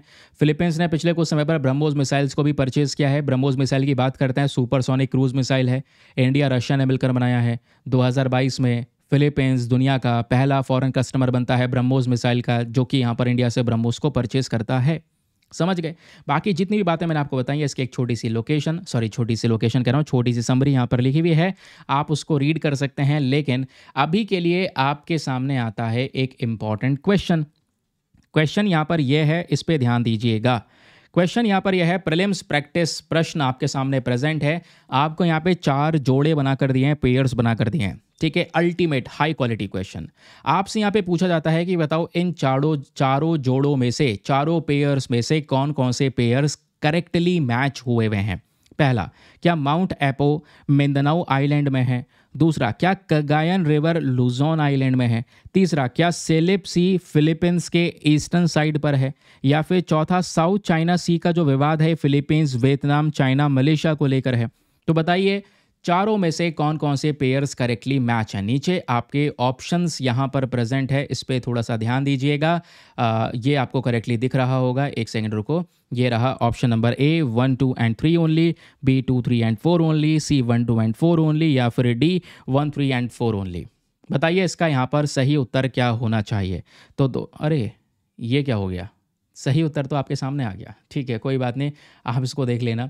1 2 एंड 4 ओनली, मतलब ये ऑब्वियसली इसको आराम से रिजॉल्व कर सकते हो भाई। देखो सिलेब सी जो है ना, ये वाला स्टेट पेयर बिल्कुल गलत है। गलत के पीछे का रीज़न क्या है? रीज़न यहाँ पर यह है क्योंकि सिलेब सी फिलीपींस के साउथ में प्रेजेंट है, ठीक है, ईस्ट में थोड़ी प्रेजेंट है। तो ये ख़त्म हो गया, बचा 1 2 एंड 3। ये हमारा सही है क्योंकि साउथ चाइना सी का जो विवाद है ये फिलीपींस, वियतनाम, चाइना, मलेशिया इन सब को लेकर है, जो हमने कई बार डिस्कस किया। इसमें अलग से पॉइंट ऐड कर दिया गया है। ठीक है, तो ये पता भी होना चाहिए आपको। ख़त्म। तो ये रहा दोस्तों आज का हमारा पर्टिकुलर सेशन। ये शानदार सा पीडीएफ जो आप लोग देख पा रहे हैं, एकदम डेली मैगजीन की तरह, ये आपकी डेली की डेली किताब है। और ये किताब चाहो तो प्रिंट आउट निकलवाओ, चाहो तो आप ऐसे ही डिजिटली रीड करना चाहें, जैसे मर्जी है वैसे पढ़ें। और पेड ग्रुप में, क्योंकि ये सारी पीडीएफ कहाँ पे मिलती हैं? पेड ग्रुप में मिलती हैं। पेड ग्रुप को ज्वाइन करने का फ़ी पेमेंट जस्ट ₹499। ज्वाइन करने के लिए व्हाट्सएप पर जाना, ये आपको नंबर दिया गया है। That's it. इसी के साथ मिलते हैं अगले वीडियो में। आज के लिए bye bye, have a nice day, thank you and जय हिंद।